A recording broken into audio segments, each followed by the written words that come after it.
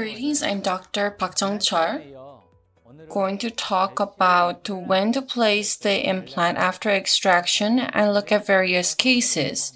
As you experience more, you gain more trust among your patients. Let's begin.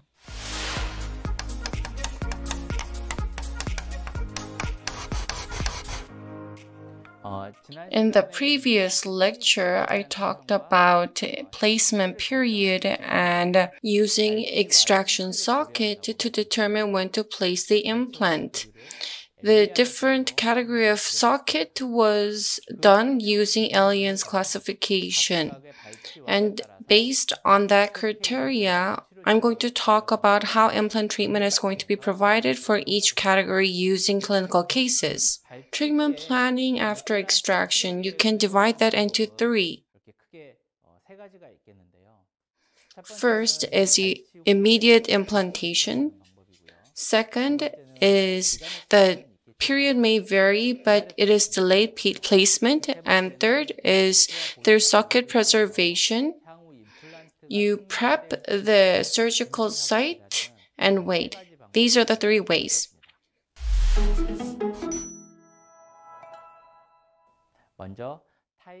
Type 1.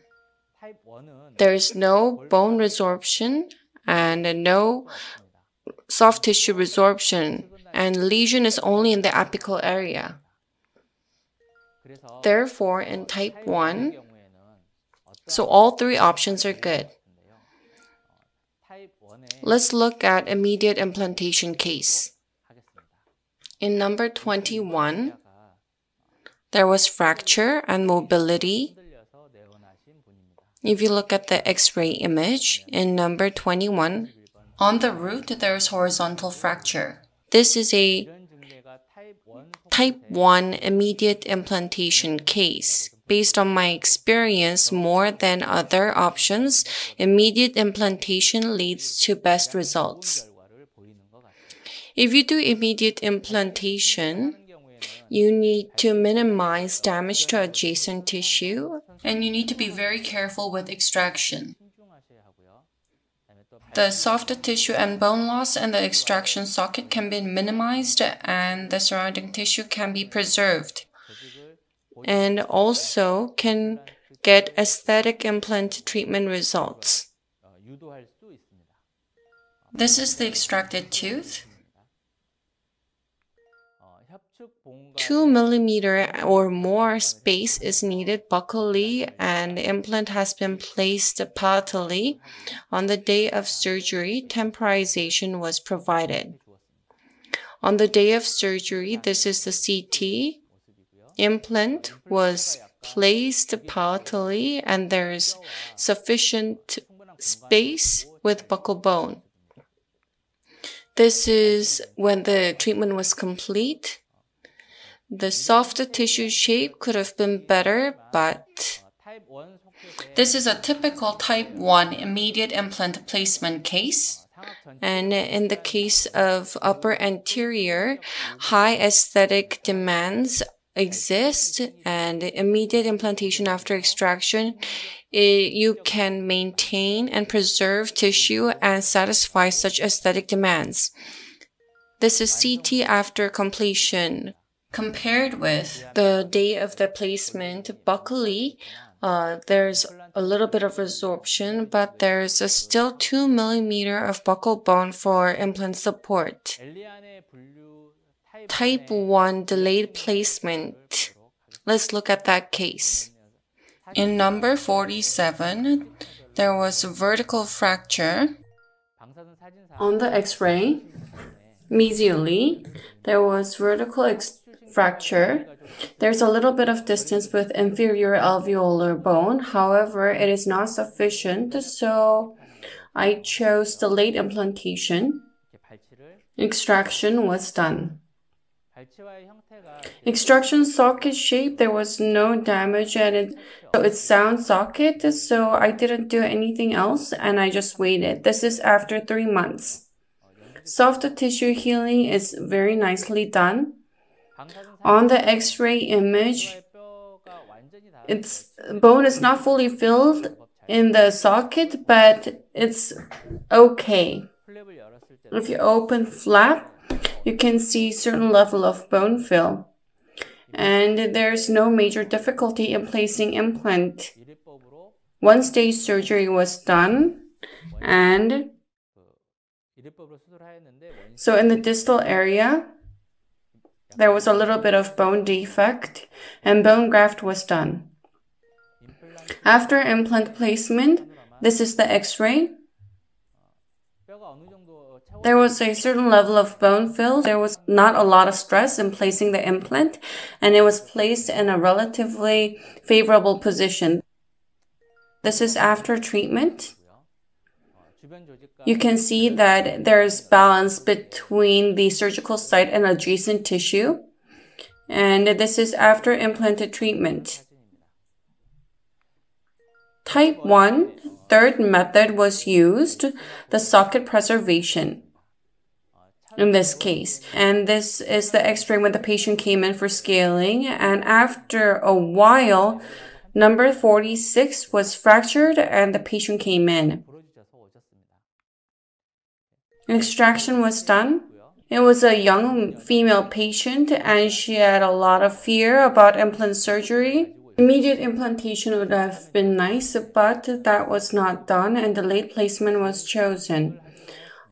So when implant was going to be placed in order to make surgery more easier, I explained to the patient that socket preservation was needed. Xenograft was used. Cog and plug was used. And socket preservation was done.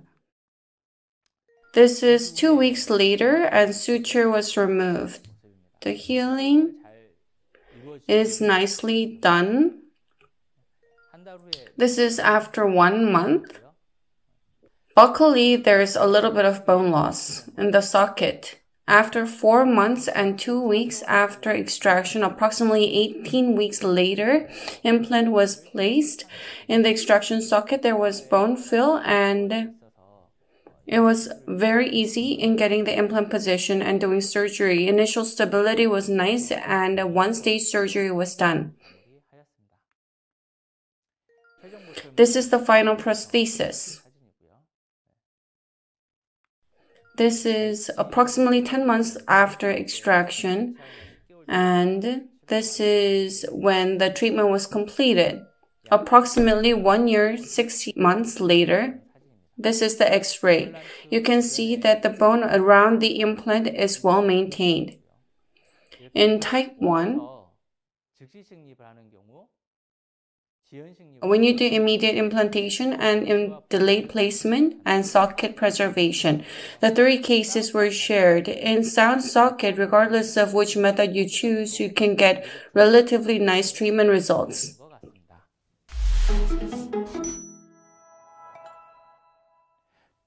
Bone resorption level may differ depending on the case, but if there's just a bone loss and no atrophy of the soft tissue, and this is frequently observed in diseased socket. In the case of type 2, immediate implantation, delayed implantation, and socket preservation can be done. And I'll explain this by showing you the cases. In type 2 immediate implantation case, number 34, 35, 36. It was originally splinted and there were crowns. However, there was mobility. And that was the chief complaint. Crown were removed and teeth were re-evaluated. There were mobility in the teeth and extraction was planned. After crown was removed, this is the patient mouth. There's not a lot of soft tissue resorption.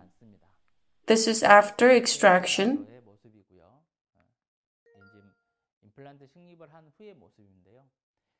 After implant placement, in number 34 and 35, there is buccal bone loss, and in number 36, there is distal resorption. The socket shape was rather sound and there was no soft tissue atrophy, so it was not an easy immediate implantation case, but there were no major obstacles. In the case there's bone defect, you need to do bone graft, and if there's resorption in the bone wall, you can use membranes. When you do immediate implantation and connect the healing abutment, you can use the membrane and do bone graft. In those cases, you call this a transmucosal GBR.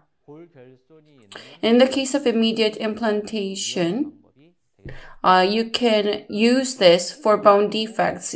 Suture is done and surgery was complete. This is X-ray image after implant placement. In number 34, there was buccal bone loss, and number 36, there was bone defect in the distal root. And using the membrane, bone graft was done, and this is the X-ray image. After implant placement 4 months later, the treatment was complete. This is patient visit after treatment completion. In number 34, there is not a lot of buccal bone loss in the X-ray image, but in the distal bone loss in number 36, you can see that bone is growing in. I'm going to talk about delayed placement in type 2 now. In number 46, buccally, you can see cyst coming out. On the X-ray image, on the mesial root, there was severe lesion, so extraction, and implant treatment was decided. This is after extraction.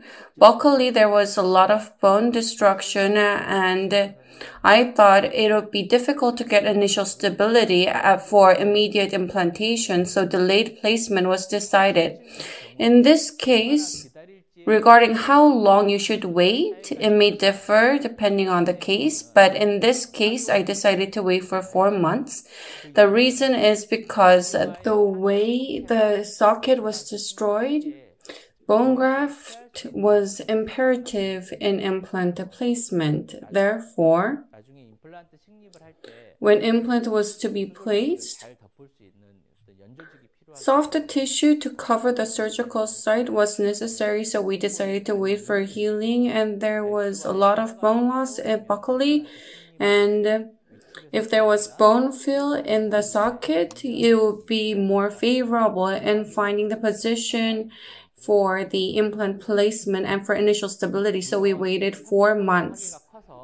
Because there was a lot of buccal bone loss, the contour of the socket may be reduced, but because there were teeth in number 45 and 47, so overall the bone arch shape, I thought it will not be affected severely, and the GBR could be used to restore the shape of the socket. And this is after 10 days after extraction. 4 months later, implant was placed. As you can see, there's a lot of bone resorption buccally. So on the buccal side of the fixture, there's only a very thin bone left, but fixture exposure was not observed. Xenograft was grafted and 2-stage surgery was completed. Implant was placed, and this is the X-ray image after that. 4 months later, at secondary surgery, you can see that the buccal bone, which was severely resorbed, there's a lot of bone regenerated, and you can see that the buccal bone has been regenerated after treatment. This is the patient mouth. Panoramic image. This is after treatment at the end of July. If you look at CT, buccally, the bone graft is not fully maturated, and you can still see bone graft, but after 1 year at follow-up,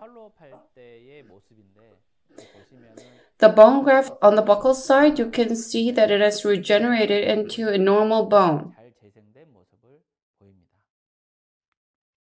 Next is socket preservation for type 2.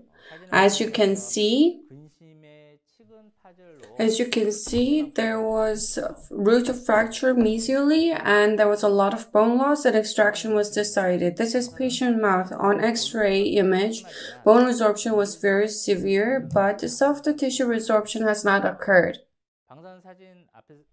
On the X-ray image, I've shown you the bone loss was very severe, so immediate implantation would not be easy. Delayed placement should be done. However, in this state, if you just wait, there will be a lot of resorption of soft tissue and there will not be a lot of bone fill. So I thought it would be difficult to place implant later. Therefore, socket preservation and implant placement was planned. This is after extraction, and within the socket you can see a lot of bone loss, and buccally there was bone loss as well. In this case, non-resorbable membrane and xenograft was used to do socket preservation. If you can get primary closure, it's not easy to get primary closure in this extraction site. It is not easy to cover the extraction socket with soft tissue entirely.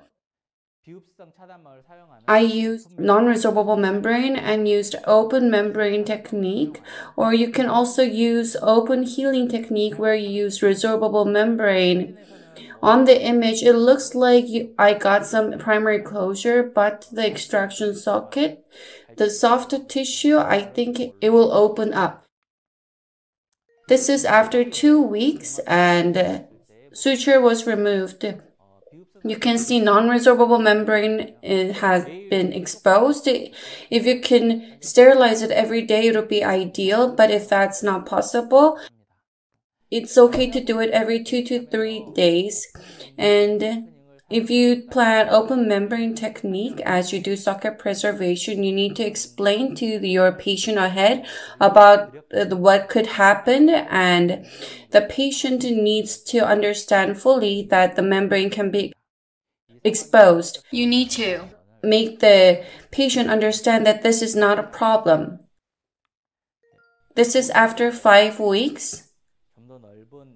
And you can see a larger dehiscence has been formed in open membrane technique. If you can maintain the membrane for a long time, that'll be ideal. At least you need to maintain 3 to 4 weeks. This is at 5 weeks, and membrane margin was starting to be exposed.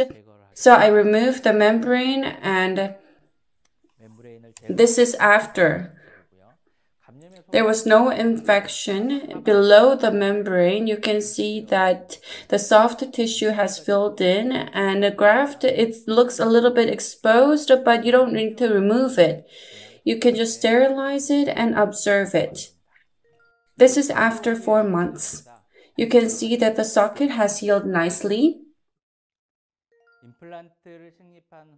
This is image after implant placement. The destroyed socket, it has healed nicely and volume is well maintained. You would be able to place your implant easily. However, the bone in the socket looks like woven bone. So you should do under drilling and do drilling as you do an autogenous bone to get initial stability and place the implant. Initial stability was approximately 30 Newton centimeters, so 1-stage surgery was done. If you look at the X-ray image, the socket, which was severely resorbed, the bone has regenerated well and the implant was appropriately placed. 3 months after implant placement and 7 months after socket preservation, treatment was completed. Soft tissue volume has not been reduced significantly. There's appropriate balance with adjacent tissue. This is X-ray image after completion. This is a CT at the time of socket preservation. There's a lot of bone deficiency. This is after 7 months when treatment was completed, CT image. The graft, which was filled the defect, you can see ossification being progressed. This is 15 months later. You can still see ossification. However, the bone regeneration is rather stable now. At the time of extraction, there was a lot of bone destruction. However, with socket preservation and if you do site preparation appropriately, you can do implant treatment in a very stable manner.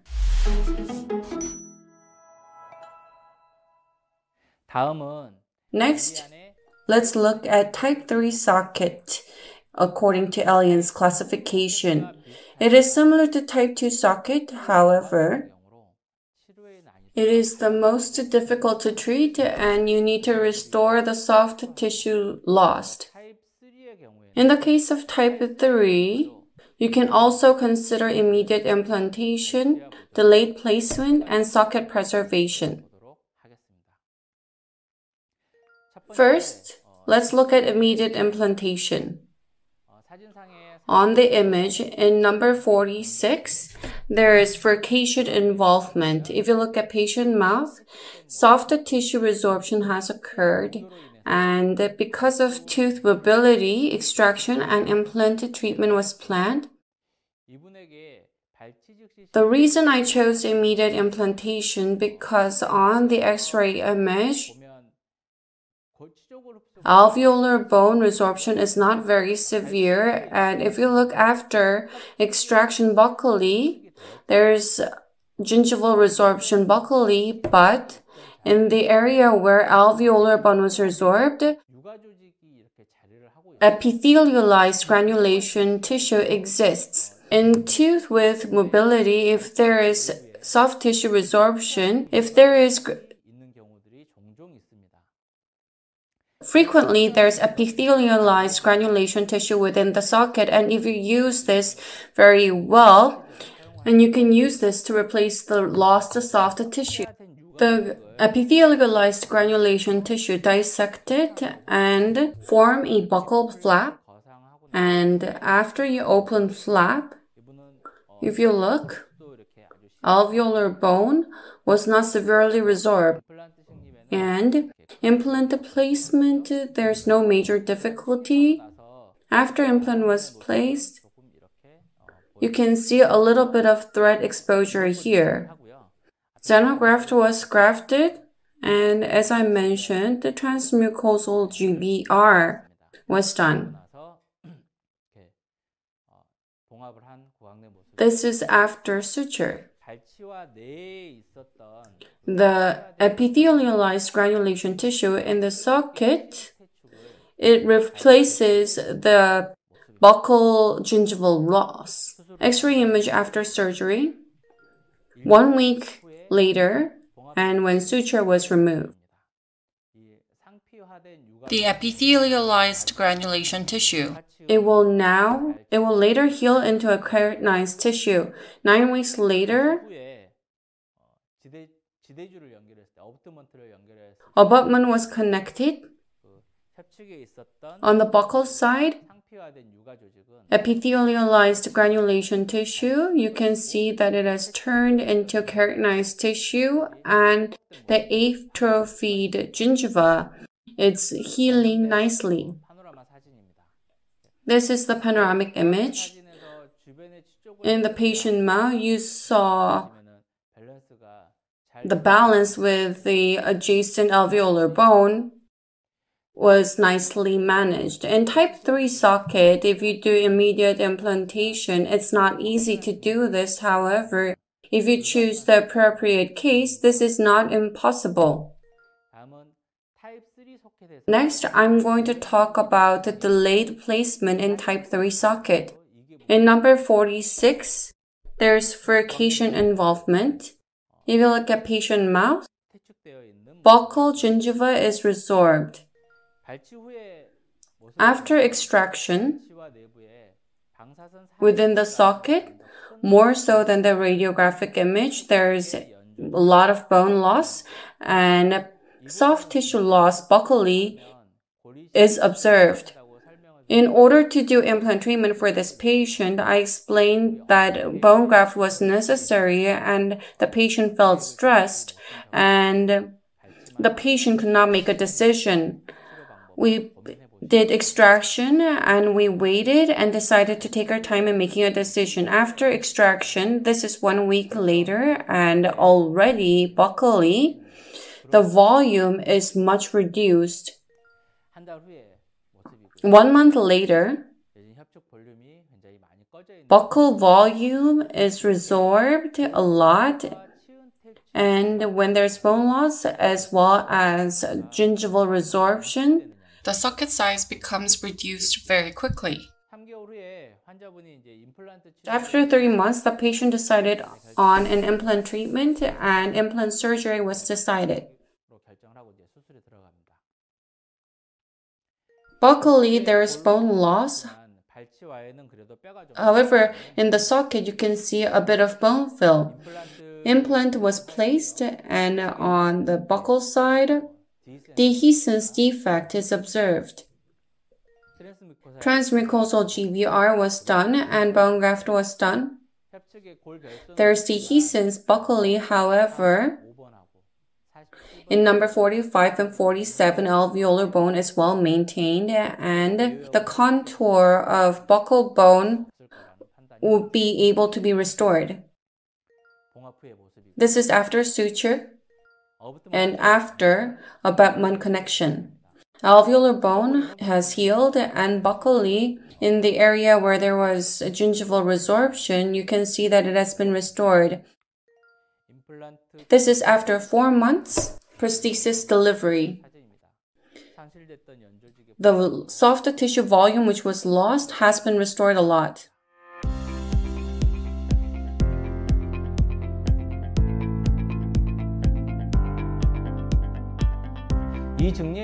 In this case, relatively, the alveolar bone and the gingival loss, it was restored favorably. However, you can see that there was a significant change in socket volume.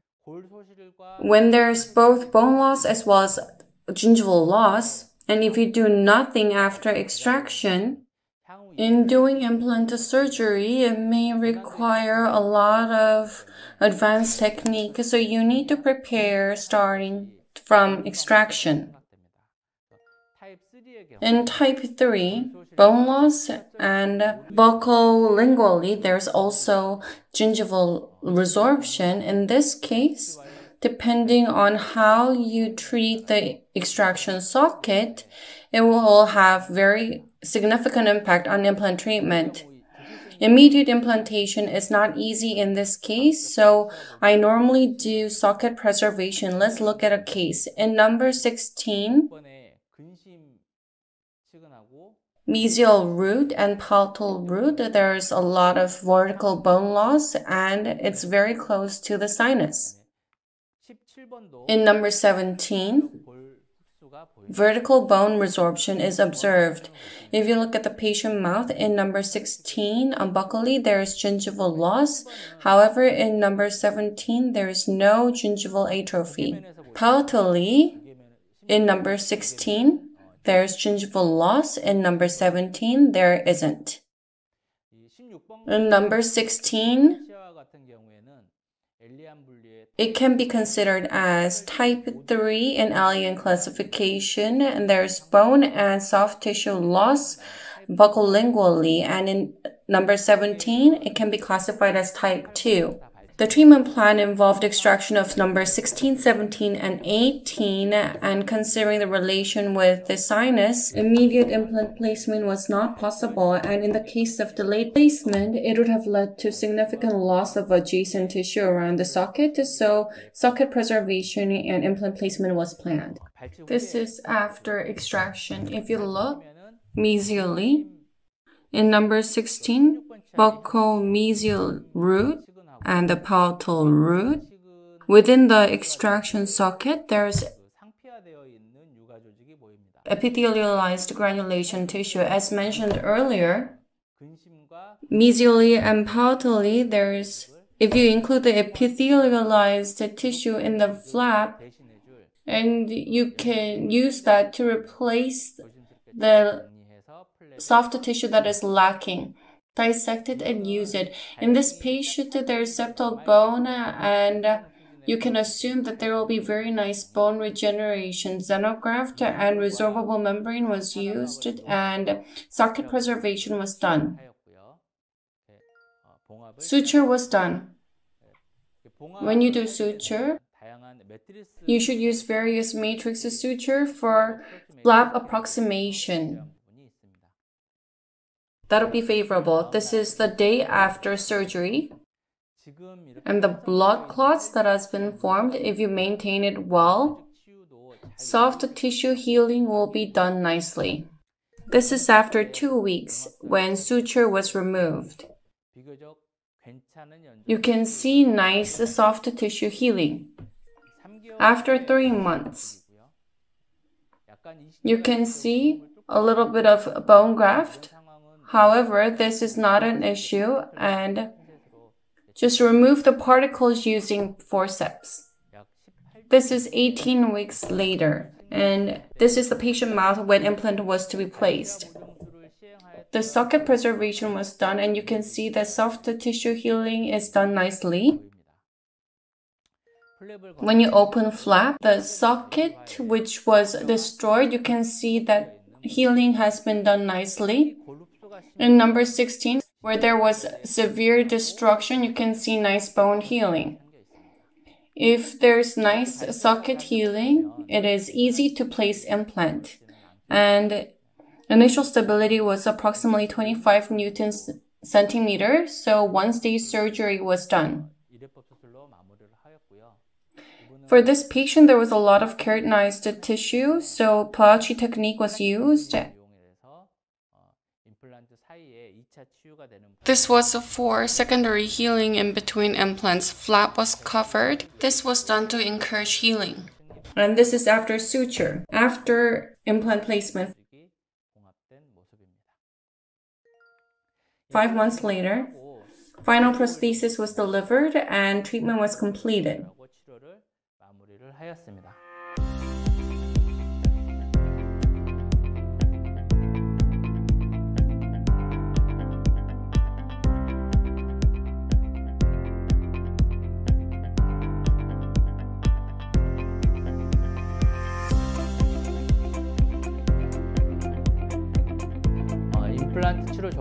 After implanted treatment, 6 months later, this is panoramic image at follow-up. Socket preservation was done nicely, and the balance with the adjacent tissue is very nice, and it will lead to good long-term prognosis.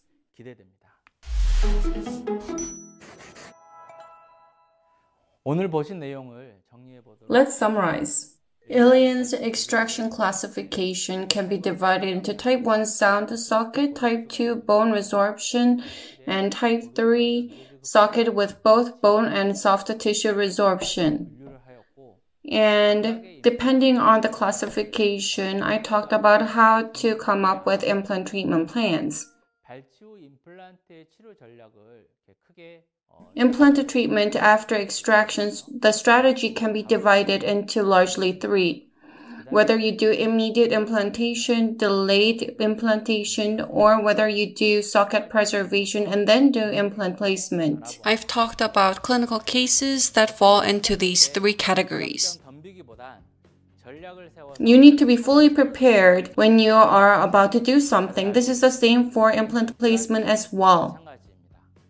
I talked about the implant placement period and strategy, and I've shown you multiple cases, and I hope this helps in you getting good, successful implant placement. Thank you.